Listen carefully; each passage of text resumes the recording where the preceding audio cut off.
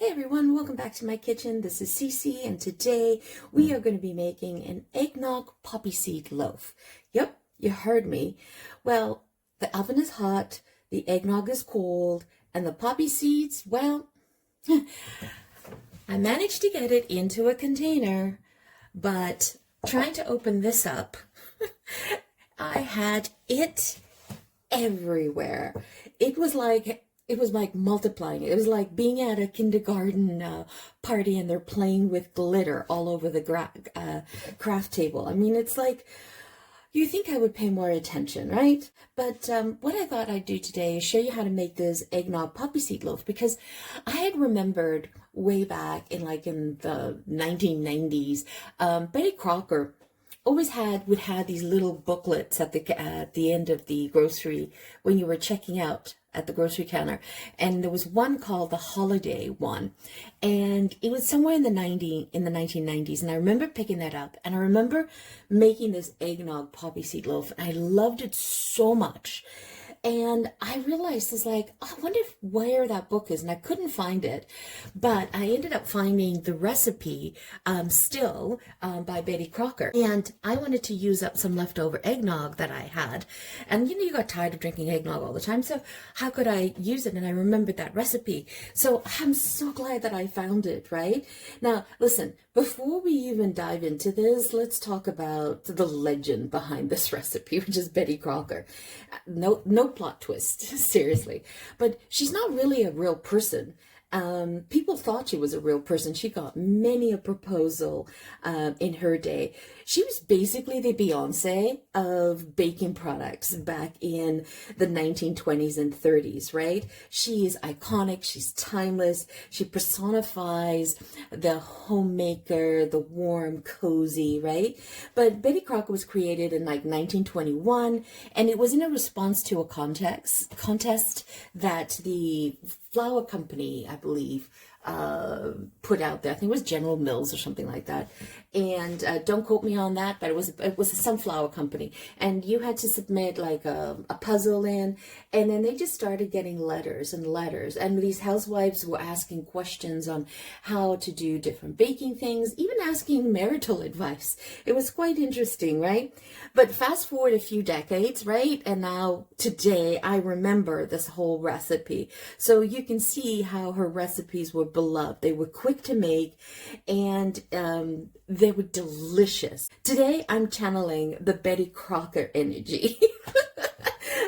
Where I'm going to take you through this recipe, and it is a loaf that is festive. You can make it during the holiday season. I'm making it post-holiday season because I had some extra eggnog that I needed to deal with. Let's grab a bowl and get this together. It is the easiest thing to put together. I have 2.5 cups of flour. You can use all-purpose flour, or you can use the self-raising cake pastry flour. I always use this. I will put in the description below how much of the baking soda and the baking powder you need to add to your all-purpose, if that's what you're using. You need 1 cup of sugar. You need 1.25 cup of eggnog, any type of eggnog. You're going to need 1/4 cup of poppy seeds. Now be very careful and don't do what I do and have it splayed everywhere. You're going to need a nutmeg. You're going to start with a teaspoon of that, but you can adjust it if you like more nutmeg or less nutmeg. You can play around with that. And we're going to need at least 1 to 2 tablespoons of orange zest and 3 tablespoons of plain vegetable oil. I'm actually using safflower oil there. It's neutral. I'm good. And believe it or not, this loaf only requires 1 egg because you're getting the additional egg in the eggnog. All right, so let's put this together. Oh, and before we start, preheat your oven to 350 degrees Fahrenheit. And I'm just going to put it in a loaf pan like this. And I just greased that. I just sprayed it. I didn't put any flour in there because this is a silicone one. I just did a quick spray and then we're good to go. As I said, it is the easiest thing to do. All right, so what we're going to do is we're going to combine all the ingredients into the bowl. It does not matter the order that you put it in. So I like to sift my flour in. just aerate it. You don't even have to do this, by the way. This is something that you can get up Christmas morning,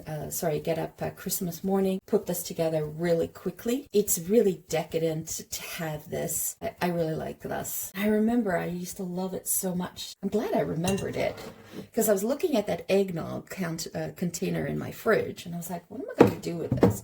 Because I'm honestly, personally done drinking eggnog. It's too rich. You know, 1 or 2 glasses.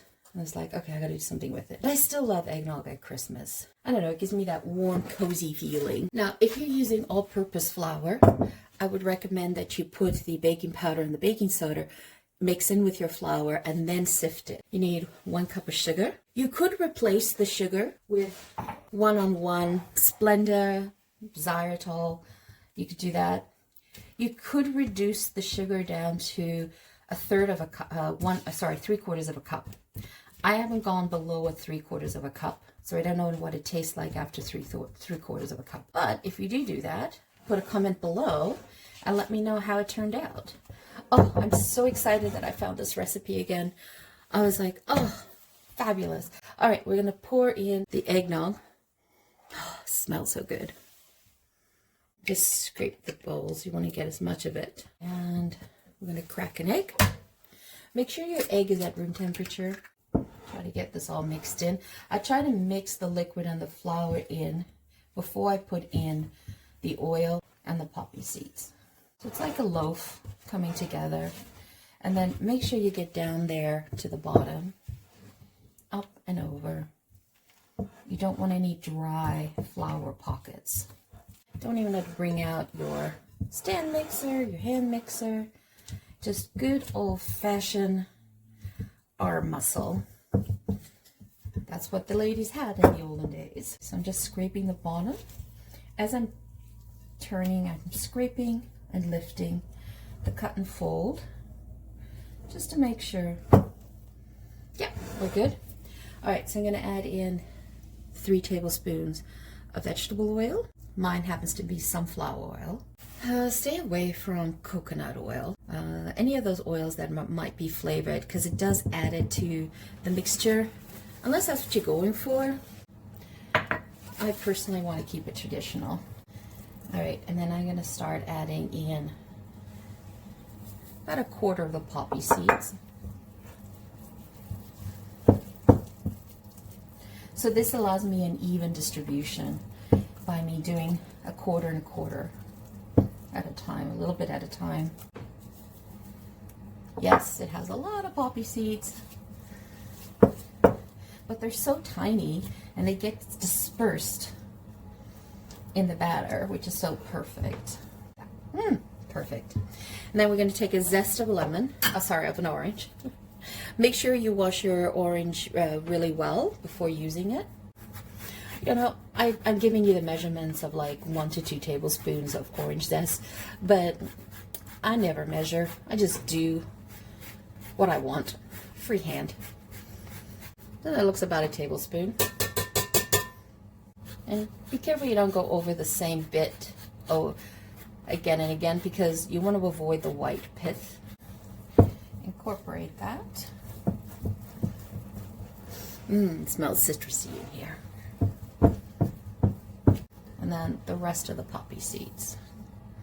I know it looks like a lot of poppy seeds, but trust the process. And make sure you just grab everything that's stuck on. And we're going to add in a teaspoon of nutmeg. Now, you can choose to do 1/2 teaspoon if you're not a nutmeg fan. This just gives it that Christmassy vibe.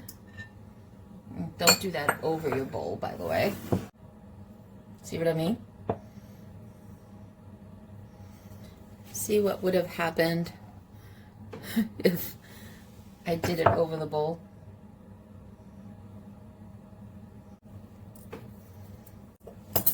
I don't waste that. I put that back in. Rather to be safe than sorry, right? Let's finish getting this all mixed in. And the eggnog adds some nice richness. Well, let's get this into the loaf pan. It's a bread, so it's still plop it in. And then we'll shake it out to even it out. And I also take the opportunity to make sure I don't have any flour pockets. I'm watching for that. Just to help with the stickiness on this, sometimes what I'll do is I'll just spray my spatula with a little bit of spray, and then that helps me get this distributed.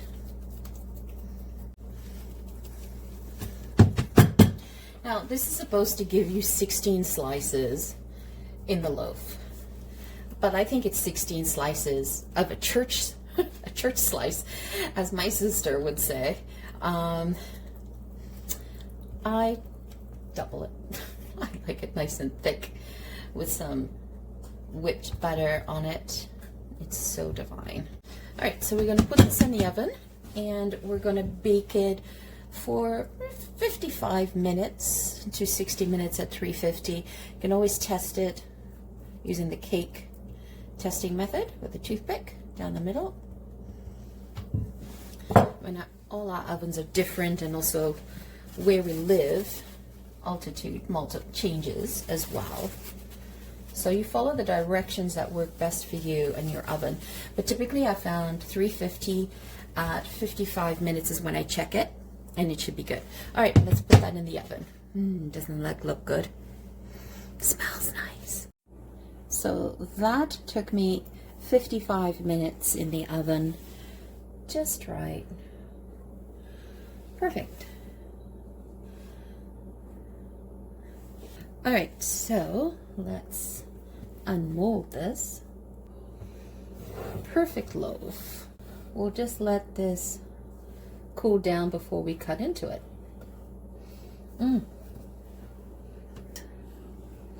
That smells wonderful. Nice crust to it.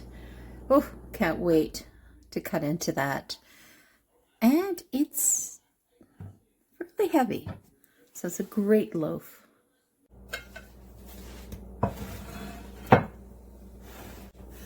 All right, so I've let this cool down for a bit.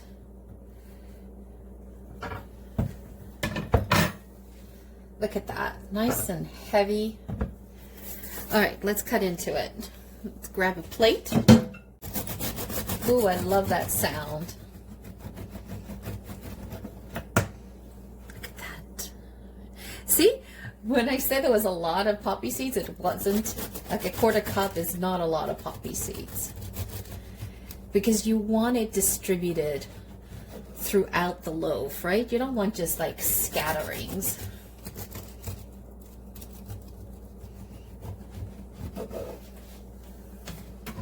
Okay, let's pop that there.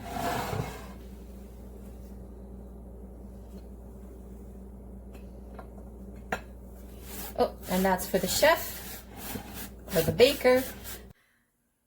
As I said, you can definitely prepare this ahead of time, and you can have a bunch of them baked up. Just wrap them really well in saran wrap, and then put them in a freezer plastic bag, and you can hold it in the fridge for 3 months. Just when you want to take it out, you want to take it out overnight, and then just let it defrost on the counter. And then all you do is bring it to room temperature. If you want, you can toast it. I find it doing fresh. I mean, it takes hardly no effort to make this. You can gather all the ingredients, dump it in a bowl, and put it in the oven. That's how easy this loaf is. So it could be done quickly in the morning as well. So good. I'm so looking forward to giving this a try. Okay, let's give this thing a little whirl. Let's give it a try.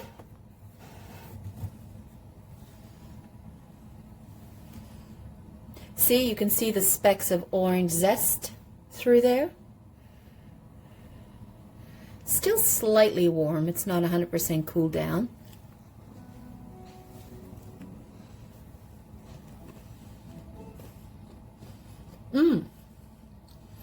That's nice. That with a little pat of butter and a cup of tea or coffee.